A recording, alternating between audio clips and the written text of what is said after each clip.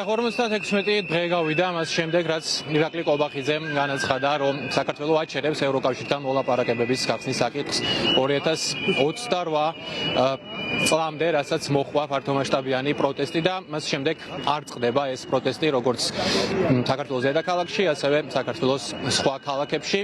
დღესაც 56 დღეს მიკრიბებიან მოქალაქეები და ამ წუთებშიც ემატება დროთა განმავლობაში აქციის მონაწილეთა რაოდენობა საპროტესტო აქციას.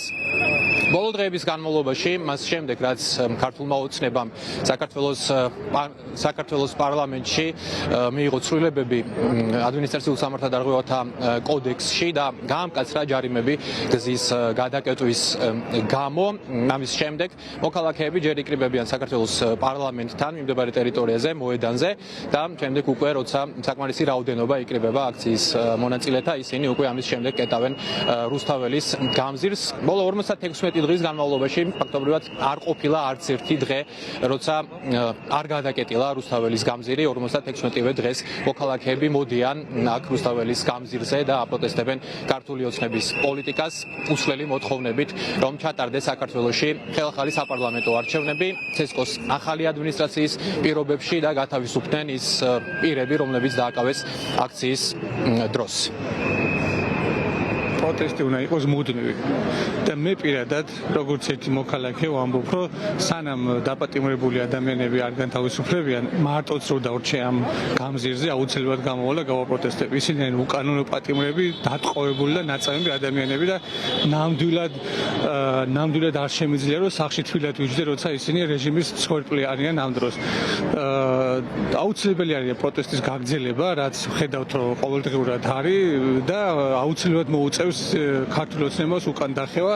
ისინი კი ამბობენ, რომ თითქოს ყველაფერი კარგად არის და ყველაფერი ივანიშვილის გეგმის მიხედვით მიდის, მაგრამ რეალურად ეს ასე არ არის. მათ ერთადერთი რაღაც იმედი აქვს, ფიქრობენ, რომ თუ როდესაც ახალი ადმინისტრაცია ამერიკაში დაიწყებს თავის პოლიტიკის განხორციელებას, იქნებ როგორღაც გავლენის სფეროები შეიცვალოს და საქართველოს მოხვდეს რუსეთის მხარეს. აი ამის იმედად არის დარჩენილი ქართული ოცნება და იმის განცდა და განწყობა ისინი რასაც იქნიან, რომ თითქოს არაფერი არ ხდება და ჩვენი პროტესტი არაფერს არ ნიშნავს, ეს არის მცდარი.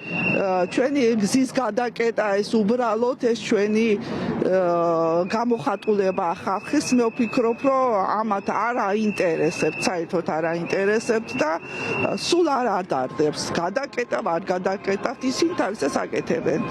და ერთადერთი სანქციები და ფულის დაკარგვის შიში. მე ესე ვფიქრობ, სხვა ამათ არაფერი. მას შემდეგ რაც გამკაცრდა ჯარიმები გზის გადაკეტვის გამო, ასობით მოქალაქე წერს სოციალურ ქსელში და ჩვენთან საუბარშიც აცხადებენ, რომ მათ ურეკავენ შინაგან საქმეთა სამინისტროდან და იბარებენ სასამართლოში იმისათვის, რომ მათ წაუყენონ ბრალი გზის გადაკეტვის გამო, რაც ითვალისწინებს 5000 ლარიან ჯარიმას.